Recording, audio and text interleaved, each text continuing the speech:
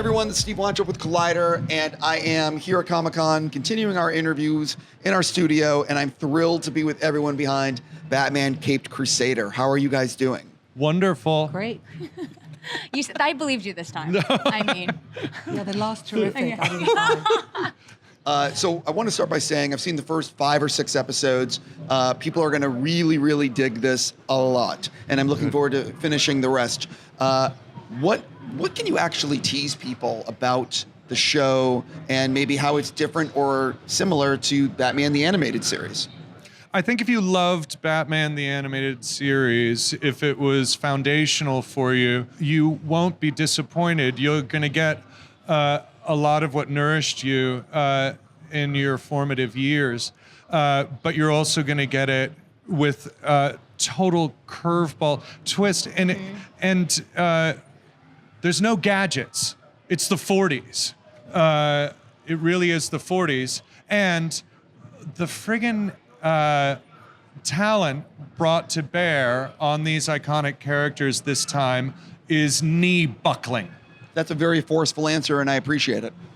That's why I gave it to you. Right, thank you. One of the things that's unique about this version, if you don't mind, is Batman and Alfred's relationship is definitely different than what I've seen previously. Can you sort of touch on that a little bit? Alfred's his guy. They're sort of like, they're working together, at least to my mind. And also, I mean, you definitely have, I think in the best Batman-Alfred relationships, you have this subtext of this is the man who raised this guy, for better and for worse. I mean, this is the father figure of this masked vigilante. For both of you, we can talk about Harley, and the Penguin.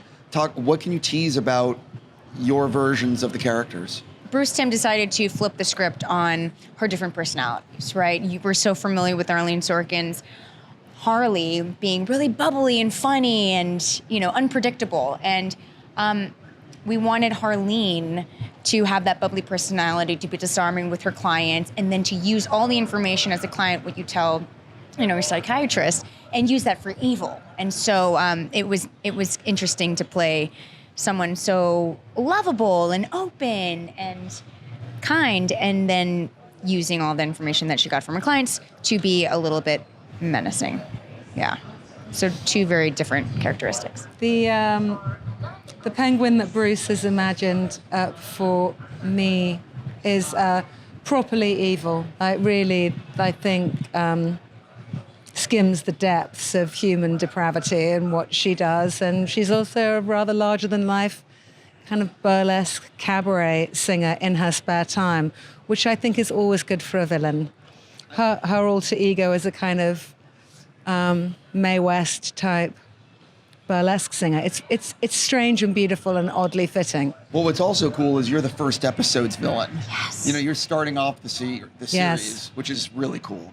Yes, I mean, I think the Penguin is iconic, and I think this about Batman as well. I am the first female Penguin, but the Penguin is an essence in the way that Batman is an essence, in the way, and I'm British, Doctor Who is an essence, and they constantly regenerate and are voiced and acted by lots of different people. And I think what they've done is cast good, strong, interesting actors, as the Batman franchise really always seems to do. And I hope that that's what the fans will engage with and love, is that the essence of these characters is true, even if I am some mad cabaret singing evil version of the Penguin. I am so curious what it's like as an actor when you are inhabiting roles like this that are iconic, where many people have played them so brilliantly. What is it like the night before you're going to the recording booth and thinking about how am I voicing this and finding the character in yourself? Well, you have 4 beers, not 5. Mm-hmm. Don't you, really? That's what you do? I was just thinking you have 4 children and then you don't even remember what you're doing the next day. That also works, yeah. Keeps you loose. No, I think it's sleepless when you step into high boots like these ones are. Really, you don't want to let you don't want to let the fans down. You don't want to let the franchise down, but you really don't want to let yourself down because you love these characters. I mean, I think I mean, it's such a privilege, to play in the big leagues. And when you get a chance to get up to the plate, you don't want to be like, fuck, why weren't you ready? You want to swing. Yeah. You want to be prepared. You want to come ready to play. And then also having Bruce Timm kind of helm These are the baseball project. metaphors. Yes. Thank you so much for explaining. I Don't want to leave the bat on your shoulder. Nope. Yep.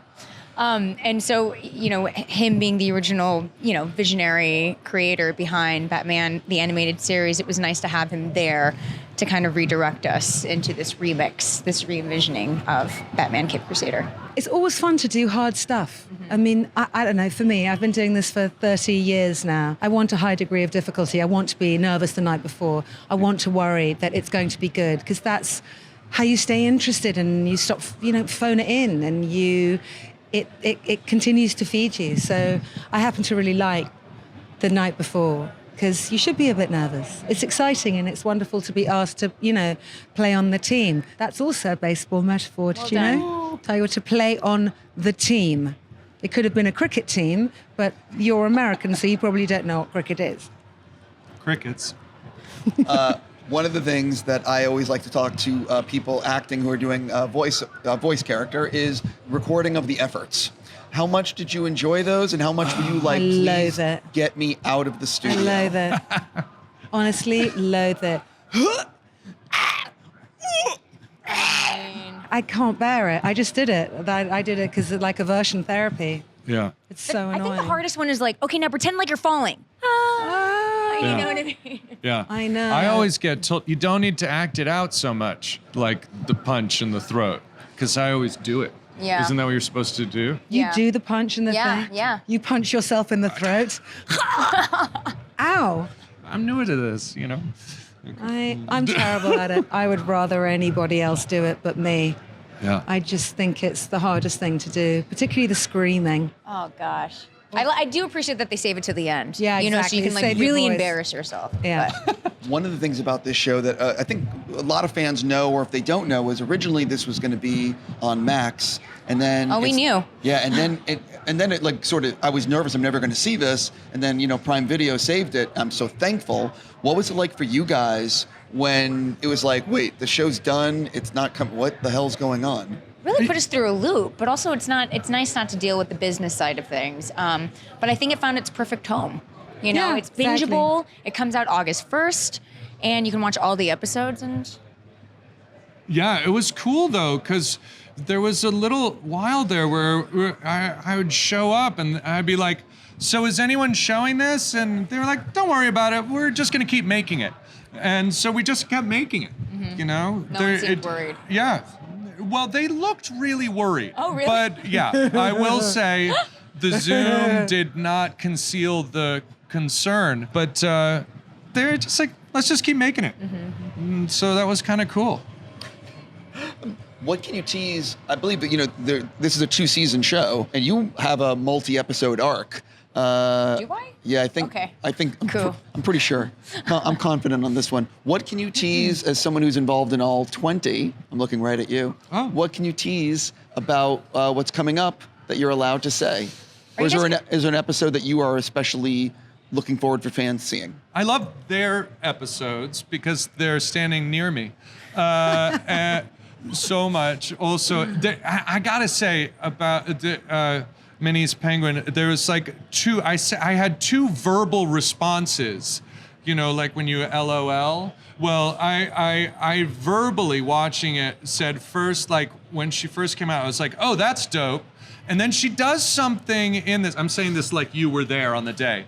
She does something in it where the Penguin does, where I was like, no fucking way. Did that just happen? Yeah, And so she's that's awful. really, really cool. And then I just love our therapy scenes together. And it was so weird that we weren't actually in the room doing it, but I felt like catharsis regardless. watching it. Like I had a real breakthrough. Anyway, they're great. You're gonna love both of them very much. On that note, I need to stop. I'm just going to say I really think fans are going to dig this, and really enjoy Comic-Con and try to walk around the convention floor and just scope it out.